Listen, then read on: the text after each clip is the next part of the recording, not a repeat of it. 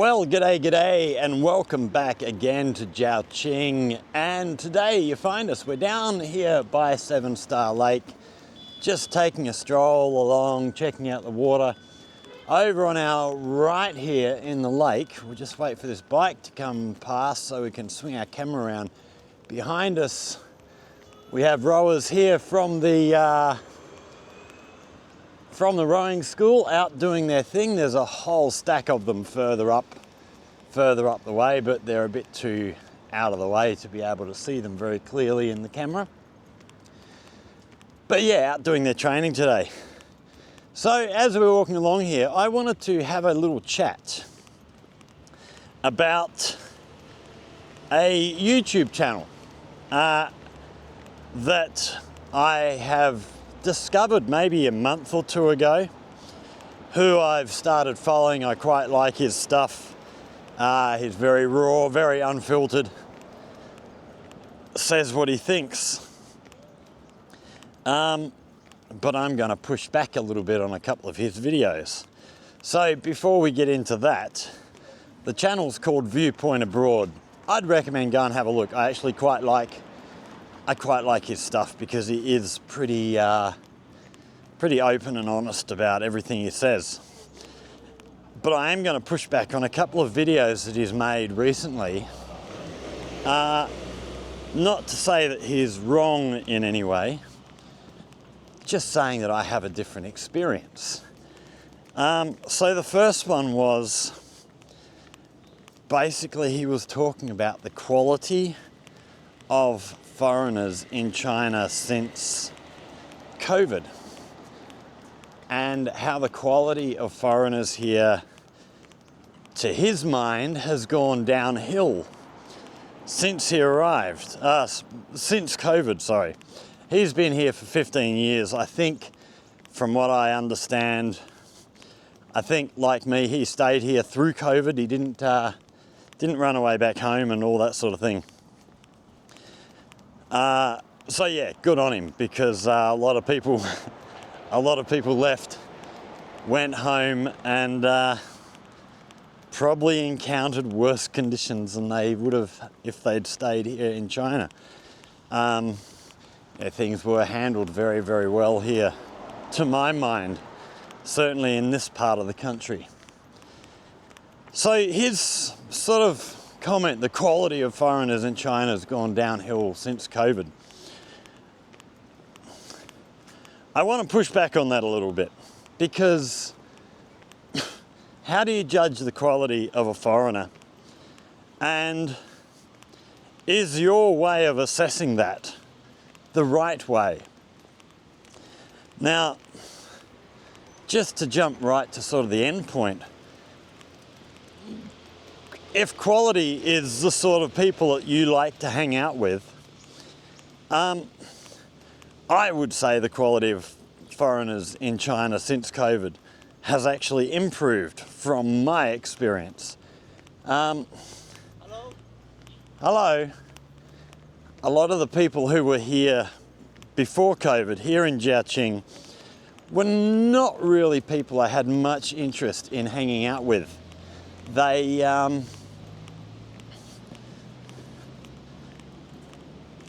they like drinking and all this sort of stuff. I'm not really a drinker, so that really didn't interest me terribly much at all.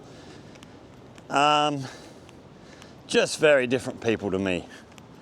And the people who have been here since COVID, I've actually found I have a lot more in common with. I enjoy chatting with them a whole lot more. We had a lot of American and English here prior to COVID. Since then, I've met a lot more South Africans than anything else, I think, actually, here in Jiao. There's heaps of them. Well, not heaps, but there's far more than there used to be. So yeah, I mean, I don't want to say that the quality of foreigners here has gone up or gone down or anything else. There's just more people here now that I get along with. An example, I did some work for a group, I'm not going to say where or anything like that, but they used to have 3 or 4 foreigners come into this place. We'd work 2 hours, so we'd work an hour, then we'd have a break, and then we'd work another hour. And during the break, you know, we'd go outside, have a smoke, have a drink, whatever. And whenever it was guys I was working with, there were basically three topics of conversation that seemed to go on and on and on. And it was how drunk I got last night, the girl I picked up last night, or which of the teachers in this place where we were working they want to shag. And it's just not my lifestyle, you know. I'm not saying that they're lower quality people or anything. It's just not what I'm interested in. Now this guy, I don't even know what his actual name is. This guy on Viewpoint Abroad, he did actually give a couple of examples. I think he had 3 examples he gave, which, yeah, they're certainly not the sort of people I'd want to hang out with. And in fact, with these 3 examples, I would go as far as to say, yeah, definitely lower quality people in my eyes. But everybody's different. And toward the end of that video, he did say that, you know, it's the same in all cities. Well, I beg to differ. In Jiao, Ching, as I say, in my experience, for the type of people that I enjoy hanging out with, we seem to have more of them here this time. We actually had a young Russian guy here for a while. He's left now, unfortunately. Really nice guy. This guy's just backpacking around. I don't know, I think he eventually wants to go right the way around the world. But yeah, he was in Jiao for 6 months, did a bit of work, made a bit of money, and then he's moved on and gone off elsewhere. Really, really nice young guy. And that's the other thing, the demographic of who's here seems to have changed a lot. Prior to COVID, a lot of the foreigners that were here were sort of my age. And, you know, I'm 50. A lot of them were my age, give or take, you know, within 10 years older or younger. And it seems that there's a lot more since COVID, you know, it's a younger generation have started coming into Jiao, which is really good. It's nice to be able to meet some of these guys from a different generation and talk about differences and our expectations of China versus what our experiences are and all that sort of stuff from different perspectives. It's really cool. But then there's still some of us older guys around. I don't know how many foreigners actually stayed in Jiao during COVID, but I don't think it was many. There's certainly a few, but most of those who stayed here are very much like me. They very much keep themselves to themselves. They're not into going out partying and stuff. You know, prior to COVID, I went to Shenzhen a few times and was pretty disgusted at some of the stuff I saw. I went down with a mate of mine, Peter, went to a place called Shirkou, which is sort of the foreigners' hangout in Shenzhen, or one of them. I don't know if there's more than one, but that's definitely one of them. And some of the guys I saw just, you know, off their heads with drink, quite probably drugs as well. Especially one guy I saw, I don't think that the condition he was in, I don't think that was just alcohol. But yeah, everybody's different. Everybody has different things that they like. You know, if people come here and they want to party every night and drink and blah. I'm not going to call them a lower quality person or anything like that. They're just not my type of people. It's that simple. And yeah, so that sort of covers that, I think.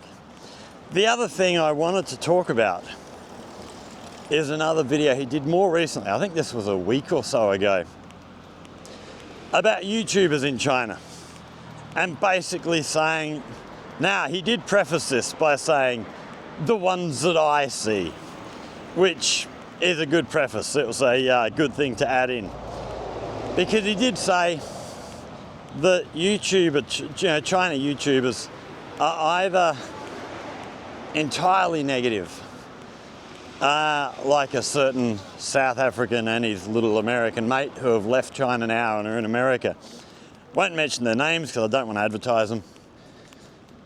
But yeah, I used to follow these guys when I first came to China, and they did really good stuff. I always thought of them as very balanced.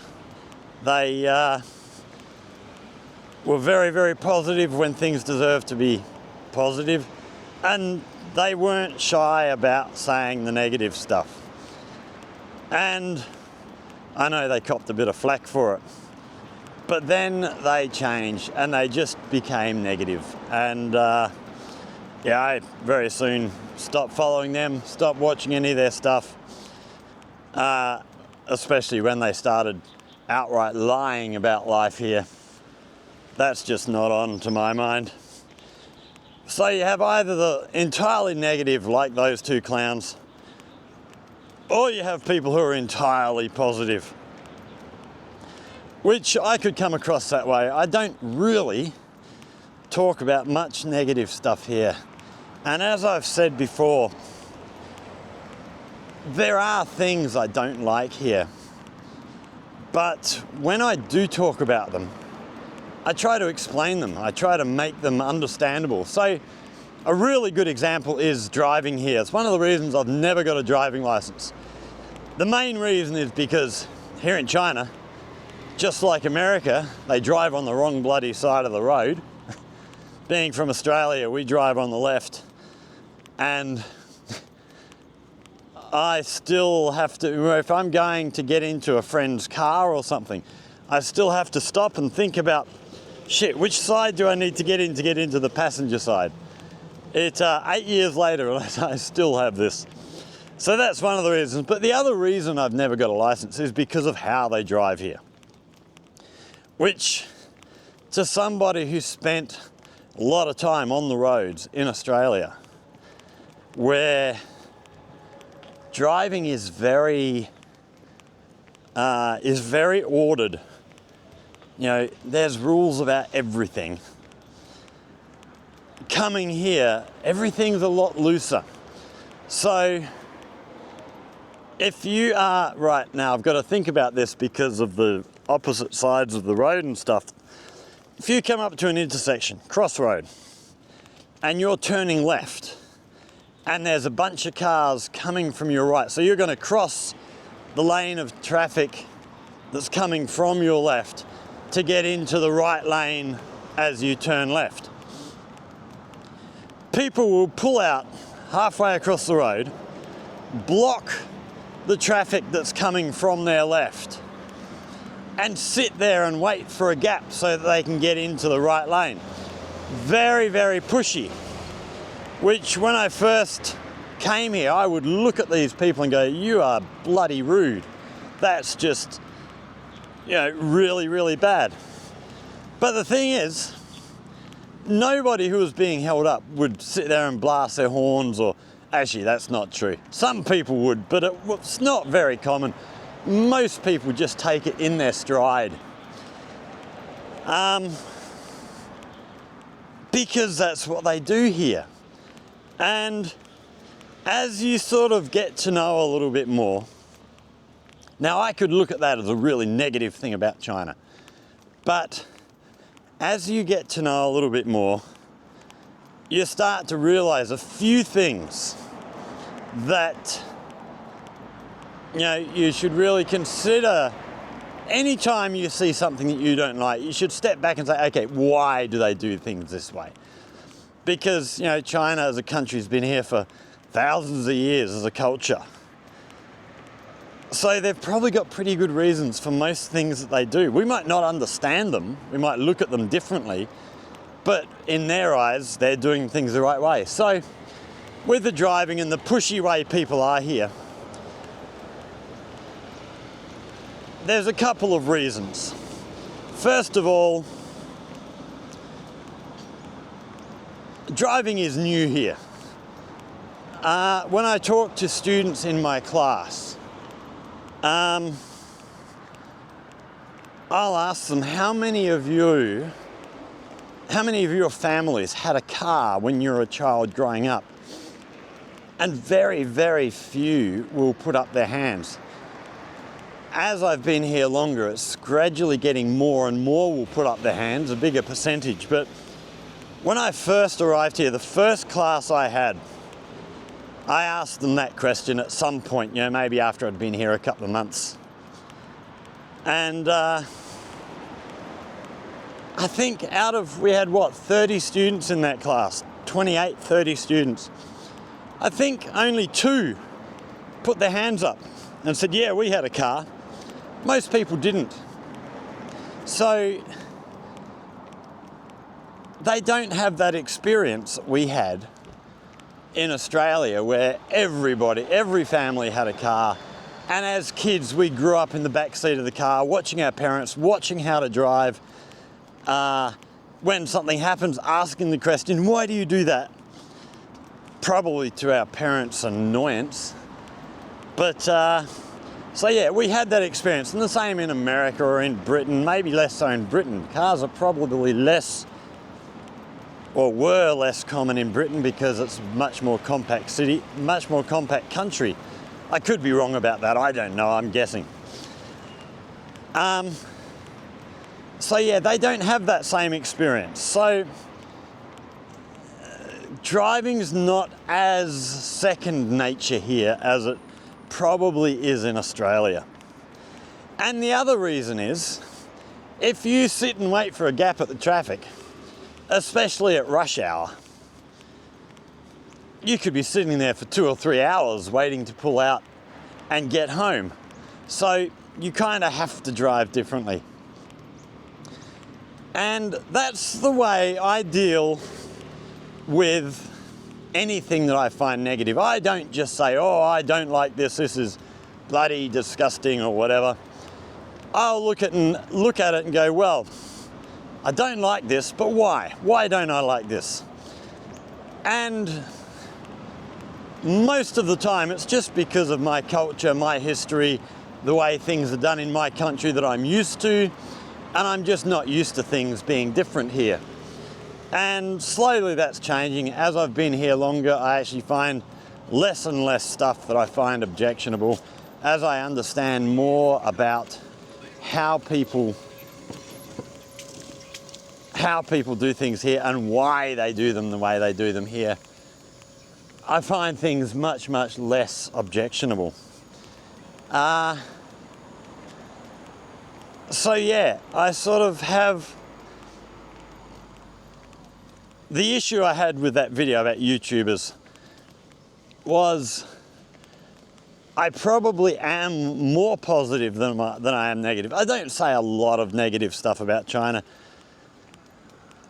Really, this channel is about showing my experiences here. And I don't have many negative experiences. I don't have a lot of negative stuff to say. If I did, I think I'd say it. But at the same time as I said it, I would try and explain why it's this way. I wouldn't just say, oh, I don't like this. Which in fairness, this guy I'm talking about, Viewpoint Abroad, he does the same thing. He doesn't just be negative. You know, yeah, if you haven't checked his channel out, like I say, it's called Viewpoint Abroad. Go and have a look at him. He's he's an interesting character. And he's got some really interesting takes on things, and he's made some good videos. So yeah, that's about all I wanted to talk about here today. Just chatting about this guy and a couple of videos he made and sort of giving my perspective. That's the other thing. I mean, he does say things I disagree with, but I'm not going to say he's wrong. He's talking from his experience. I'm talking from my experience. And you can't fault anybody for that. Well, you can, I guess, but you'd be very unfair if you think that your experience is the right experience. Everybody's experience when they come to China is their own. Some people are going to love it, some people are not going to love it. I don't generally watch many channels that are just glowingly positive about China all the time, in the same way that I don't really watch many that are just negative, negative, negative. I try and watch channels who are fairly balanced and who, if they find things they do or don't like, they will talk about them. So, yeah, that's about it. I just wanted to go for a walk and have a bit of a chinwag on my way around here. But we're actually going to stop here. We're going to turn around, head back. I've actually parked the bike down near the shopping centre over here. And we're going to go and grab some food. We're going to chuck some chicken and vegetables into the pressure cooker tonight for dinner. And do some sort of a stew for dinner. So yeah, we've got to go and grab some stuff. Grab some sauces, some hot chili sauce and stuff to chuck in there. Wow, it looks good today. It's beautiful, clear skies out there. It is a little bit nippy. It's not cold by any means, but yeah, it's not hot at all, which makes it really nice for getting out and going for walks. Beautiful weather. So yeah, if you've enjoyed that, hit that like button, share with friends, comment, all that stuff. Go and check out Viewpoint Abroad. Go and check him out. Give him some love. Give him a few more followers if you like his stuff. Check out a few of his videos. Maybe follow him as well. Yeah, because I do quite like his stuff. Even though I'm pushing back on a couple of things he said, that's just a different experience from my experience. It's not to say he's wrong or anything. If you have any questions or comments, hit us up down there in the comment section. If you have anything you would like to learn about life here in China, in Guangdong, in Jiao, Ching in particular, again, hit us up down there in the comment section. If you come up with a good idea, we'll go and make a video. Stick around. We're actually going to do a video while we're walking back. We're actually going to do another video. We're actually going to show you some of the apps that we use in China. So keep your eyes peeled for that one. That'll be following this video pretty much straight away. So stick around, get yourself subscribed to make sure you see that one. Thanks for watching, everybody. Stay safe, and we will see you in the next one. Cheers.